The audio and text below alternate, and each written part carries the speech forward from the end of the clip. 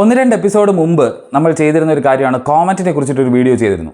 കോമറ്റിനെ കുറിച്ച് വീഡിയോ ചെയ്തതിന് ശേഷം ഞാൻ ഏതാണ്ട് ഒരാഴ്ചയോളം പല സ്ഥലങ്ങളിലായിട്ട് കോമറ്റിനെ കാണിക്കാനായിട്ട് ടെലസ്കോപ്പുമായിട്ട് യാത്ര ചെയ്തു, ഇതിനെക്കുറിച്ചിട്ട് ക്ലാസ് എടുത്തു. അപ്പോൾ ഇതിനൊക്കെ പോയ സമയത്ത് ഏറ്റവും കൂടുതൽ ആളുകൾ ചോദിച്ച ചോദ്യമാണ് ഞാൻ ആദ്യമായി വാങ്ങിക്കേണ്ടത് ഏത് ടെലസ്കോപ്പാണ് എന്നുള്ളത്.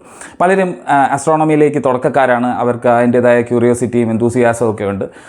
അങ്ങനെ തുടക്കക്കാർക്ക് വാങ്ങിക്കാൻ പറ്റിയ ടെലസ്കോപ്പ് ഏതാണെന്ന് ചോദിച്ചു. അപ്പോൾ ഞാൻ വിചാരിച്ചു അതിനെക്കുറിച്ചൊരു വീഡിയോ ചെയ്യുന്നത് നന്നായിരിക്കും. അവർക്കൊക്കെ ഞാൻ വിശദീകരണം കൊടുത്തെങ്കിലും എല്ലാവരും പൊതുവെ ആളുകളുടെ മനസ്സിലുള്ള സംശയമാണ് ഏത് തരം ടെലസ്കോപ്പാണ് വാങ്ങിക്കേണ്ടത്. ആദ്യം മനസ്സിലാക്കേണ്ടത് എന്താണ് ടെലസ്കോപ്പ് എന്നുള്ളതാണ്.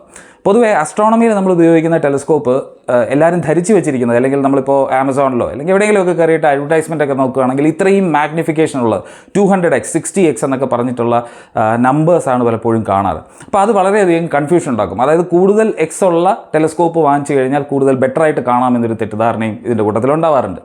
അപ്പോൾ ഞാൻ ഇന്ന് ടെലസ്കോപ്പിനകത്ത് ശ്രദ്ധിക്കേണ്ട കാര്യങ്ങൾ എന്തൊക്കെയാണ്, നിങ്ങൾക്ക് തുടക്കത്തിൽ ഏത് ടെലസ്കോപ്പ് വാങ്ങിക്കണം എന്നുള്ളതിനെ പറ്റി ജനറലായിട്ടൊരു ഐഡിയ തരാം എന്നുള്ളതാണ് ഈ വീഡിയോയുടെ ഉദ്ദേശം. ആദ്യം നമ്മൾ പറഞ്ഞു തുടങ്ങേണ്ടത് എന്താണ് ടെലസ്കോപ്പ് എന്നുള്ളതാണ്. ടെലസ്കോപ്പിൻ്റെ പ്രധാന ഉദ്ദേശം, ആസ്ട്രോണമിയിൽ പ്രത്യേകിച്ച് അതിൻ്റെ പ്രധാന ഉദ്ദേശം എന്ന് പറഞ്ഞാൽ മാഗ്നിഫിക്കേഷൻ മാത്രമല്ല, അതിനേക്കാൾ കൂടുതൽ ഏറ്റവും പ്രധാനമായി കൂടുതൽ ലൈറ്റ് കളക്ട് ചെയ്യാനുള്ള കഴിവുള്ള ഒരു ടെലസ്കോപ്പാണ് നമ്മളെപ്പോഴും നോക്കേണ്ടത്.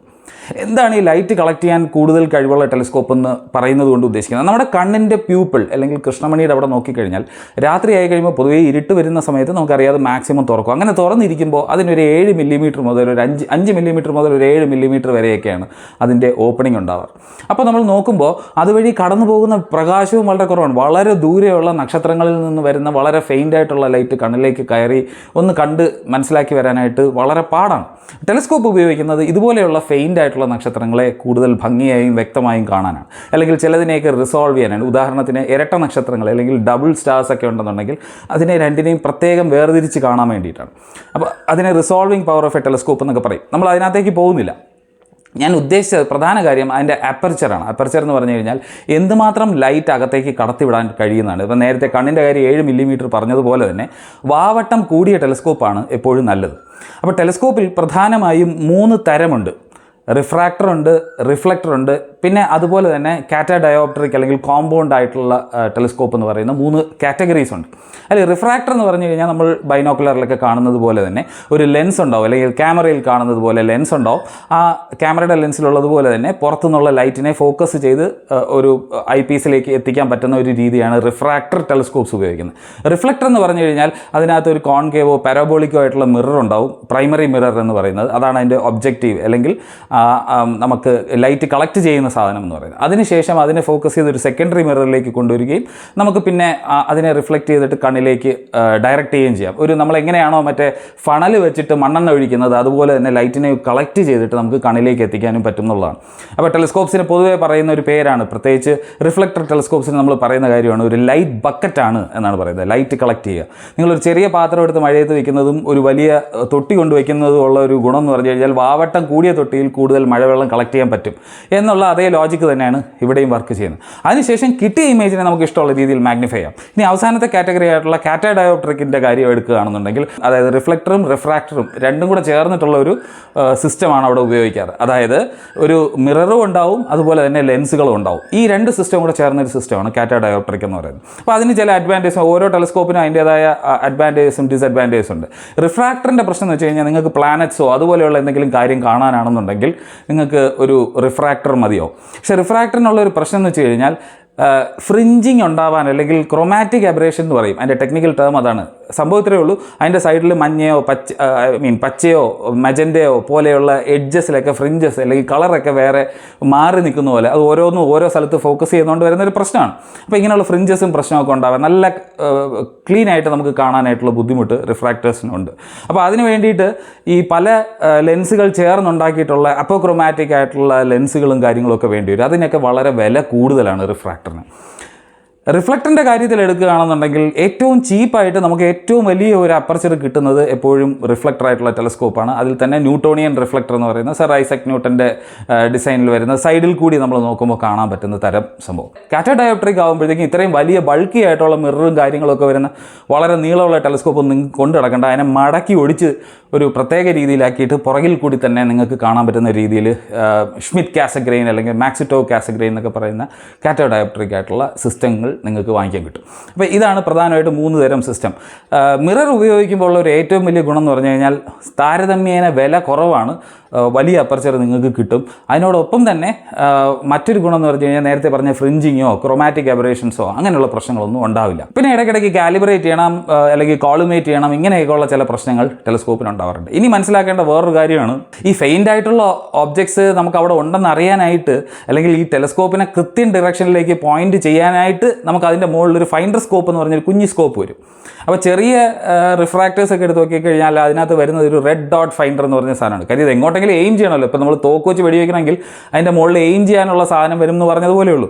പക്ഷേ കാണാൻ വയ്യാത്ത നക്ഷത്രത്തിന് നമ്മളെങ്ങനെ എയിം ചെയ്യും? അപ്പോൾ അവിടെയും ചിലപ്പോൾ ഒരു കുഞ്ഞ് ടെലസ്കോപ്പ് വേറെ മുകളിൽ വരും അതിൻ്റെ മുകളിൽ. അത് ചിലപ്പോൾ ഈ മിറർ ഉള്ളതിനകത്താണെങ്കിലും ചെറിയൊരു റിഫ്രാക്ടർ, ഒരു കുഞ്ഞ് ഫൈൻഡർ സ്കോപ്പ് എന്ന് പറയുന്ന ഒരു സാധനം കൂടെ ആയിരിക്കും അവിടെ ഉണ്ടാകുക. അത് വെച്ച് അപ്പോൾ അതിനകത്ത് കൂടുതൽ ലൈറ്റ് വീഴുന്നത് കൊണ്ട് നമുക്ക് ഇല്ലാത്ത അല്ലെങ്കിൽ കാണാൻ കഴിയാത്ത വളരെ ഫെയിൻ്റ് ആയിട്ടുള്ള നക്ഷത്രങ്ങളും കൂടി നമുക്ക് അതിനകത്ത് കാണാൻ കഴിയുന്നൊരു ഗുണമുണ്ട്. അപ്പോൾ ഫൈൻഡർ സ്കോപ്പിൻ്റെ കാര്യം കൂടെ ഞാൻ പറഞ്ഞു. ഇനി മറ്റൊരു ഇമ്പോർട്ടൻറ്റ് കാര്യമാണ് ഐ പീസ്. ഈ ടെലസ്കോപ്പ് ഇത്രയൊക്കെ ചെയ്ത് സെക്കൻഡറി മിറർ വഴി നമ്മൾ അവിടെ എത്തിച്ച് നിർത്തിയിരിക്കുന്ന സമയത്ത് നമുക്കത് കാണണമെന്നുണ്ടെങ്കിൽ ഒരു ഐ പീസ് വേണ്ടി വരും.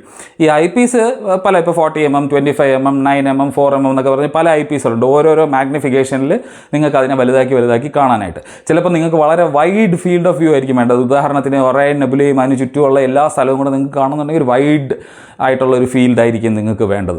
പക്ഷേ പ്ലാനറ്റ്സിനെ കാണുമ്പോൾ നിങ്ങൾക്ക് അതിനകത്തുള്ള ഇപ്പോൾ ജൂപ്പിറ്ററിൻ്റെ ജയൻറ്റ് റെഡ് സ്പോട്ടോ അല്ലെങ്കിൽ അതിൻ്റെ ഗലീലിയൻ മൂൺസോ ഒക്കെ കാണുമ്പോൾ അത്യാവശ്യം മാഗ്നിഫിക്കേഷൻ വേണം. അവിടെ ചിലപ്പോൾ നമ്മൾ ഉപയോഗിക്കുന്ന ഒരു 9mm ആയിരിക്കും. അപ്പോൾ ഇങ്ങനെ ഓരോരോ തരം ആവശ്യങ്ങൾക്കും വേണ്ടിയിട്ടുള്ള പലതരം ഐ പീസുകളുണ്ട്. ഇത് കൂടാതെ വീണ്ടും മാഗ്നിഫിക്കേഷൻ കൂട്ടാനായിട്ട് ബാറിലുണ്ട്. അങ്ങനെ ഐ പീസിൻ്റെ സെറ്റ് തന്നെ കുറേ എണ്ണമുണ്ട്. അപ്പോൾ ഇതിനെക്കുറിച്ചൊക്കെ നമുക്ക് പഠിച്ചാൽ മാത്രമേ ഏത് കാര്യത്തിനാണോ നമ്മൾ ആഗ്രഹിക്കുന്നത് അതിന് പറ്റിയ ഐ പീസും സെറ്റും കാര്യങ്ങളും ഒക്കെ വാങ്ങിക്കാൻ പറ്റും. ഇനി മനസ്സിലാക്കേണ്ട വേറൊരു കാര്യമുണ്ട്. ടെലസ്കോപ്പ് വഴി എന്ത് തരം ഒബ്സർവേഷനാണ് നിങ്ങൾ നടത്താൻ നോക്കുന്നത്? ജസ്റ്റ് വല്ലപ്പോഴും വരുന്ന ഒരു കോമറ്റിനെ മാത്രം നോക്കാനാണോ നിങ്ങൾ ഉദ്ദേശിക്കുന്നത്? അതോ എന്നും കണ്ടിന്യൂസ് ആയിട്ട് ഒബ്സർവേഷനും അതുപോലെ മെത്തോഡിക്കലായിട്ട് അതിനെ എഴുതി വെക്കുന്ന കാര്യങ്ങളൊക്കെയാണ് നിങ്ങൾ ചെയ്യുന്നുണ്ടെങ്കിൽ നിങ്ങൾക്ക് ഒരുപാട് നേരം നോക്കേണ്ടി വരും. അവിടെയാണ് അടുത്ത പ്രശ്നം വരുന്നത്.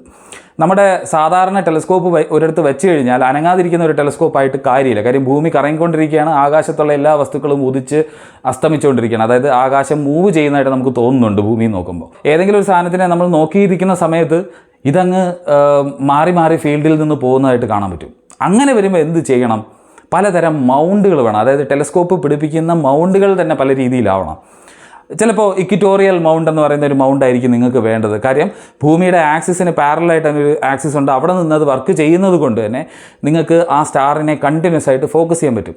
ചിലപ്പോൾ നമുക്ക് ഓൾട്ട് ആസ് എന്ന് പറയും. അതായത് നമ്മുടെ ഹൈറ്റും ഈ രീതിയിൽ 2 ആംഗിളിൽ മാത്രം അഡ്ജസ്റ്റ് ചെയ്യാൻ പറ്റുന്ന ഓൾട്ട് ആസിമത്ത് മൗണ്ട്സ് ഉണ്ട്.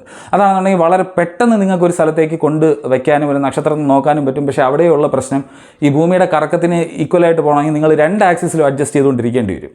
ഇതൊന്നും അല്ലാതെ പുതിയ generation computerised go to mounts ഉണ്ട്. നിങ്ങൾക്ക് കാണേണ്ട ഏത് ഒബ്ജക്റ്റ് ആണെന്ന് വെച്ച് കഴിഞ്ഞാൽ അത് ടൈപ്പ് ചെയ്ത് കൊടുത്തു കഴിഞ്ഞാൽ കൃത്യം ടെലസ്കോപ്പ് അങ്ങോട്ട് പോയി പോയിൻ്റ് ചെയ്ത് നിൽക്കുന്ന തരം മൗണ്ടുകളുണ്ട്. അപ്പോൾ ഫോട്ടോഗ്രാഫിയൊക്കെയാണ് ഉദ്ദേശിക്കുന്നതെന്നുണ്ടെങ്കിൽ നമുക്ക് മോട്ടറൈസ്ഡ് ആയിട്ടുള്ള മൗണ്ടുകൾ, അതായത് എർത്തിൻ്റെ റൊട്ടേഷനെ കൗണ്ടർ റൊട്ടേറ്റ് ചെയ്യാൻ പറ്റുന്ന ഒരു സാധനം ഉണ്ടെങ്കിൽ, അല്ലെങ്കിൽ ആ റൊട്ടേഷനെ നമുക്ക് കൗണ്ടർ ചെയ്യാനായിട്ടുള്ള എന്തെങ്കിലും രീതിയിൽ വർക്ക് ചെയ്യുന്ന സാധനം ഉണ്ടെങ്കിലേ പറ്റുള്ളൂ. അപ്പോൾ അതിന് വേണ്ടി ഉപയോഗിക്കുന്ന ടെലസ്കോപ്പുകളും വ്യത്യാസമാണ്. നമുക്ക് കാണാൻ വേണ്ടി ഉപയോഗിക്കുന്ന ടെലസ്കോപ്പുകൾ പോരാ. ഉദാഹരണത്തിന് ഫോക്കൽ ലെങ്ത് വ്യത്യാസം വരുത്തേണ്ടി വരും. ഒരുപാട് അഡ്ജസ്റ്റ്മെൻറ്റുകൾ കഴിഞ്ഞ സാധനം മാത്രമേ നമുക്ക് ഫോട്ടോഗ്രാഫിക്ക് ഉപയോഗിക്കാൻ പറ്റൂ. ഇപ്പോൾ ലോങ് എക്സ്പോഷർ ഫോട്ടോഗ്രാഫിയാണ് ഇപ്പോഴും ആസ്ട്രോ ഫോട്ടോഗ്രാഫി. ഒരുപാട് നേരം ഷട്ടർ തുറന്നു വയ്ക്കുകയും കൂടുതൽ ലൈറ്റ് കളക്ട് ചെയ്യും, സമയം കൂടുതൽ എക്സ്പോസ് ചെയ്യാൻ വേണം. അപ്പോൾ ഇത് ഷേക്ക് ആവാൻ പാടില്ലല്ലോ, അല്ലെങ്കിൽ അത് കിട്ടണമല്ലോ. ഇപ്പോൾ നമ്മൾ മൊബൈൽ ഫോണിൽ തന്നെ ലൈറ്റ് കുറഞ്ഞ സ്ഥലത്ത് വരുമ്പോൾ ആളുകളൊക്കെ ബ്ലറി ആയി പോകുന്നില്ലേ? ഇതുപോലെ ഈ ഭൂമി ഇങ്ങനെ കറങ്ങിക്കൊണ്ടിരിക്കുന്നത് കാരണമുള്ള ഒരുപാട് ഷെയ്ക്കും അല്ലെങ്കിൽ സ്റ്റാർ ട്രെയിൽസ് എന്നാണ് പറയുന്നത്, അതൊക്കെ വരും. അതൊരു എസ്തെറ്റിക്സ് ആണ് ഫോട്ടോ എടുക്കുമ്പോൾ. പക്ഷേ അതല്ല, നമുക്ക് പിൻ പോയിൻ്റായിട്ട് സ്റ്റാർസ് കിട്ടണമെന്നുണ്ടെങ്കിൽ അതിനെ കൗണ്ടർ ചെയ്യാനായിട്ടുള്ള സാധനമാണ്. അപ്പോൾ ഇങ്ങനെ ഒരുപാട് ഫാക്ടേഴ്സ് ഉള്ളത് കൊണ്ട് നമുക്ക് ഓരോരുത്തരുടെ ആവശ്യം മനസ്സിലാക്കി മാത്രമേ അവർക്കൊരു ടെലസ്കോപ്പ് നിർദ്ദേശിക്കാൻ പറ്റൂ. അല്ല എല്ലാ തുടക്കക്കാർക്കും കൂടെ ഒരു സാധനം എന്ന് പറയാൻ പറ്റില്ല. അപ്പോൾ ചിലർക്ക് താല്പര്യം എന്ന് പറഞ്ഞു കഴിഞ്ഞാൽ പ്ലാനറ്റ്സിനെ ഇപ്പോൾ ജൂപ്പിറ്ററിനെ തന്നെ നോക്കിയിരുന്ന് അതിനകത്തുള്ള 4 ഗലീലിയൻ മൂൺസ് പൊസിഷൻ എങ്ങനെ മാറുന്നു എന്ന് ഗലീലിയോ ഒക്കെ പണ്ട് ചെയ്തതുപോലെ റെക്കോർഡ് ചെയ്യാനായിരിക്കും. ഇല്ലാന്നുണ്ടെങ്കിൽ ചിലപ്പോൾ സാറ്റേണിൻ്റെ ചുറ്റും പോകുന്ന ടൈറ്റനെ കാണാനായിരിക്കും, അല്ലെങ്കിൽ അത് ശനിയുടെ വലയം മാത്രം കാണാനായിരിക്കും. അത് തന്നെ എങ്ങനെ എത്രത്തോളം നന്നായിട്ട് റിസോൾവ് ചെയ്യാം എന്നൊക്കെ ഉള്ളത്. അപ്പോൾ ആസ്ട്രോ ഫോട്ടോഗ്രാഫി ആണോ, ഡീപ് സ്കൈ ഒബ്ജക്റ്റ് ആണോ നിങ്ങളുടെ താല്പര്യം, പ്ലാനറ്റ്സ് ആണോ, ഇതിനൊക്കെ അനുസരിച്ച് നമ്മുടെ ടെലസ്കോപ്പിൻ്റെ ചോയ്സ് മാറ്റും. ഏറ്റവും വില കുറച്ച് നല്ല വലിയ അപ്പർച്ചറും അതുപോലെ തന്നെ അത്യാവശ്യം നിങ്ങൾക്ക് ലൈറ്റ് കളക്ട് ചെയ്യാൻ പറ്റുന്ന ഒരു സാധനവും കുറച്ച് ഐ പീസിൻ്റെ സെറ്റുമായിട്ടൊക്കെ വാങ്ങിക്കാൻ പറ്റുന്നത്, മൗണ്ടും വലിയ ചിലവില്ലാത്തത് ന്യൂട്ടോണിയൻ റിഫ്ലക്ടർ വിത്ത് ഡോബ്സോണിയൻ മൗണ്ട് എന്ന് പറയുന്ന സാധനമാണ്. അതായത് ഒരു തടി പെട്ടി പോലത്തെ ഒരു മൗണ്ട് വരുന്ന ഒരു സാധനമാണ്. അത് കമ്പാരിറ്റീവ്ലി പ്രൈസ് കുറവാണ്. മാത്രമല്ല നിങ്ങൾക്ക് നല്ലൊരു ഒബ്സർവേഷൻ സാധിക്കുകയും ചെയ്യും. പക്ഷേ ഇവിടെയും ഒരു പ്രശ്നമുണ്ട്. നമ്മൾ താമസിക്കുന്ന സ്ഥലത്ത് ഭയങ്കര ലൈറ്റ് പൊല്യൂഷനുണ്ട്, ആകാശം ഭയങ്കര വെളിച്ചമാണ് എന്ന് വിചാരിച്ചു കഴിഞ്ഞാൽ നിങ്ങൾക്ക് അവിടെ വെച്ചിട്ട് പ്രത്യേകിച്ച് ഒബ്സർവേഷൻ ഒന്നും ചെയ്യാൻ പറ്റില്ല. അപ്പോൾ ഇതും കൊണ്ട് പല സ്ഥലത്തും പോകേണ്ടി വരും. ഇപ്പോൾ എൻ്റെ 8 ഇഞ്ച് റിഫ്ലക്ടർ ടെലസ്കോപ്പും കൊണ്ട് ഞാൻ വേറെ എവിടെയെങ്കിലും പോകണമെന്നുണ്ടെങ്കിൽ ഞാൻ കാറിൻ്റെ സീറ്റ് വരെ ഇളക്കി മാറ്റിയാണ് എനിക്ക് കരുതുന്നത്. കാര്യം വളരെ ബൾക്കി ആയിപ്പോവും. അതാണ് ഈ ന്യൂട്ടോണിയൻ റിഫ്ലക്റ്റേഴ്സിൻ്റെ ഒരു പ്രധാന പ്രശ്നം. ഇല്ലെന്നുണ്ടെങ്കിൽ നിങ്ങൾക്ക് ഒരുപാട് കാശ് കൂടുതൽ കൊടുത്തിട്ട് നേരത്തെ പറഞ്ഞ പോലെ കാസഗ്രെയിൻ പോലെയുള്ള സിസ്റ്റങ്ങളിലേക്ക് മാറേണ്ടി വരും. അപ്പോൾ അതിനകത്ത് ഗോ ടു മൗണ്ട് അല്ലെങ്കിൽ കമ്പ്യൂട്ടറൈസ് മൗണ്ട്, ഇങ്ങനെയാണ് ഓരോരോ ടെലസ്കോപ്പിനകത്ത് വ്യത്യാസം വരുന്നത്. റിഫ്രാക്റ്റേഴ്സ് ഒരു നിങ്ങൾക്ക് ഒരു 4 ഇഞ്ച് അല്ലെങ്കിൽ 5 ഇഞ്ചിന് മുകളിലുള്ള റിഫ്രാക്ടറൊക്കെ കിട്ടാനായിട്ട് വളരെ പ്രയാസമാണ്. അതിന് ഒരുപാട് കോസ്റ്റ് സ്പെൻഡ് ചെയ്യേണ്ടി വരും. കാര്യം കൂടുതൽ ഹൈ ക്വാളിറ്റി അപ്പോക്രോമാറ്റിക് ലെൻസ് അതുപോലെയുള്ള കാര്യങ്ങളൊക്കെ വേണ്ടി വരും. അപ്പോൾ നിങ്ങളുടെ ഉദ്ദേശം ഫോട്ടോഗ്രാഫി ആണോ, ഒരു കാഷ്വൽ ഒബ്സർവേഷൻ ആണോ, വേറെ സ്ഥലത്ത് കൊണ്ടുപോയി പഠിപ്പിക്കാനാണോ, അല്ലെങ്കിൽ എന്താ പറയുക, നിങ്ങൾക്ക് ഓരോ നിങ്ങളുടെ പർപ്പസിനനുസരിച്ച് പ്ലാനറ്റ്സ് ആണോ, ഡീപ് സ്കൈ ആണോ, ലൂണാർ ആണോ, അല്ലെങ്കിൽ ചന്ദ്രനെ മാത്രം നിങ്ങൾക്ക് നോക്കാനാണോ ഉദ്ദേശം? ഇനി അതല്ല, സൂര്യനെ നോക്കാൻ പറ്റുന്ന തരത്തിലുള്ള ടെലസ്കോപ്പ് ഉണ്ട്. സാധാരണ നമ്മുടെ ടെലസ്കോപ്പ് എടുത്ത് സൂര്യനെ നോക്കരുത്, കണ്ണും പോവും. അതുപോലെ ടെലസ്കോപ്പും മൊത്തം ഭയങ്കര ചൂട് കാരണം കരിഞ്ഞു പോകാനുള്ള സാധ്യതയുണ്ട്. അപ്പോൾ അതിന് പ്രത്യേക ഫിൽറ്റേഴ്സൊക്കെ ഉപയോഗിക്കണം. അതല്ലാതെ സോളാർ ഒബ്സർവേഷന് വേണ്ടിയിട്ടുള്ള ടെലസ്കോപ്സും ഉണ്ട്. അപ്പോൾ അതൊരു വേറെ സെക്ഷനാണ്. ഞാൻ പറഞ്ഞത് നിങ്ങളുടെ ഏരിയ ഓഫ് ഇൻട്രസ്റ്റ്, നിങ്ങൾക്ക് ഏതിനകത്താണ് താല്പര്യം, അതിനെക്കുറിച്ച് പഠിക്കാൻ പറ്റിയ ടെലസ്കോപ്പ് വാങ്ങിക്കുക എന്നുള്ളതാണ് ഇതിനകത്തുള്ള ശരിയായ രീതി. അപ്പോൾ ഇതിനെക്കുറിച്ചൊന്ന് ജസ്റ്റ് ഒന്ന് സൂചിപ്പിക്കണമെന്നുണ്ടായിരുന്നുള്ളൂ. നിങ്ങൾക്ക് ഇതിനെപ്പറ്റി ഒരുപാട് കാര്യങ്ങൾ പറയാനുണ്ട്. ഇപ്പോൾ ഫോക്കൽ റേഷ്യോ, അതുപോലെ ഫോക്കൽ ലെങ്ത്, ഇതെല്ലാം കൂടെ പറയാനായിട്ട് ഒരു വീഡിയോ തികയില്ല. അപ്പോൾ നിങ്ങൾക്ക് എന്തെങ്കിലും സംശയം ഉണ്ടെന്നുണ്ടെങ്കിൽ നിങ്ങൾ കമൻറ്റിൽ ചോദിക്കുകയാണെങ്കിൽ ഞാൻ അതിന് ഉത്തരം പറയാൻ ശ്രമിക്കാം. ഇത്രയും ദിവസം നോക്കിയിട്ടും ഇന്നലെയാണ് മഴമേഘമൊക്കെ മാറിയിട്ട് നമ്മുടെ കോമറ്റിനെ പറഞ്ഞതുപോലെ കാണാൻ പറ്റിയത്. എനിക്കൊരു ഫോട്ടോയും കിട്ടിയിട്ടുണ്ട്.